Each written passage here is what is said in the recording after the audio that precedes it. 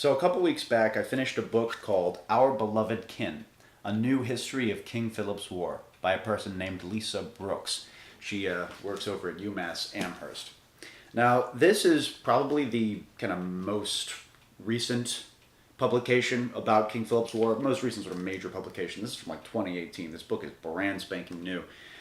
And actually, I had not heard of it until quite recently, actually, until I made videos about King Philip's War, and somebody recommended it to me in the comments, and I thought, ooh, sounds intriguing. Gonna check it out. This book is awesome.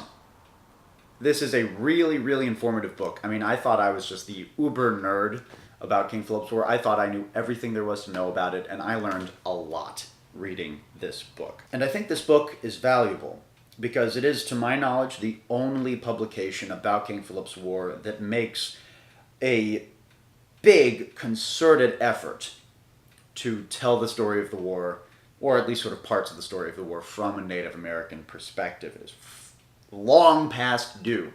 By Lisa Brooks' own admission in the book, this is not a comprehensive history of King Philip's War.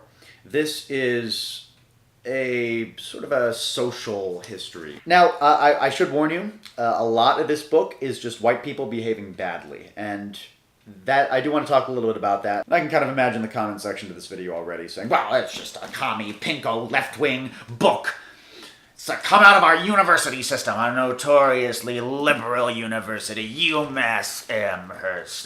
This book is worthless. It was written by a commie, a pinko, a leftist. And to that I say, shut the f*** up. You're not as smart as you think you are. And also, you're right. You're kind of right. This goes to great lengths to basically absolve Native Americans of any wrongdoing during King Philip's War, which I think is a bit of a mistake. They certainly didn't cause the war. I mean, war was thrust upon them by injustice after injustice committed by the English, which made relations between the two groups intolerable. The war was not Native Americans' fault, but they did kill quite a few people, slaughter a lot of people.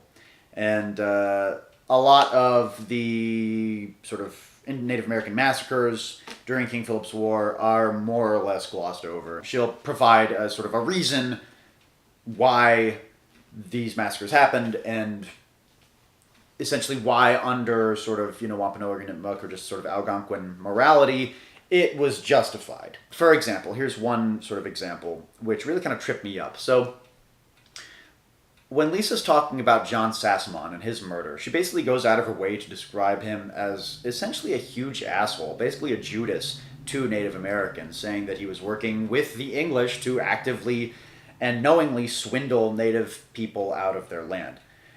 And then when she describes his murder a little bit later in the book, she cites this source where an English guy went to some Native Americans who lived around Assawamsett Pond and basically said, hey, so what do you think happened?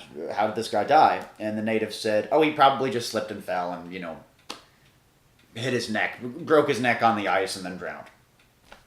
And Lisa seems to accept that explanation. This is like, oh, he shot himself in the head and hid the gun. He fell onto his own knife 47 times. I mean, they were clearly lying to that dude. Oh yeah, it was an accident. I'd lie about it too, man. Just because Native Americans were not at fault for King Philip's War, on the contrary, doesn't mean that they weren't capable of lying and deceit and covering up a murder. I mean, I think it's pretty obvious that John Sassamon was murdered by Wampanoag men. So, and I think sort of, which is it? You got to decide, Lisa. Was John Sassamon a huge asshole who deserved to die, or was it an accident? You know what I mean? You can't really have it both ways. So it's very ivory tower, it's very academic, and it's very trendy. And that's kind of the worst that I could say about this book. Other than that, I really, really enjoyed it, and I would heartily recommend it if you're a nut about this stuff, like I am. So that was Our Beloved Kin by Lisa Brooks. Thank you guys so much for watching. I don't know if y'all saw, but our film, Alien Baby, is now on Amazon Video. It's actually free to watch with Prime. So if you get a chance, check it out. All right, folks. Happy Mardi Gras.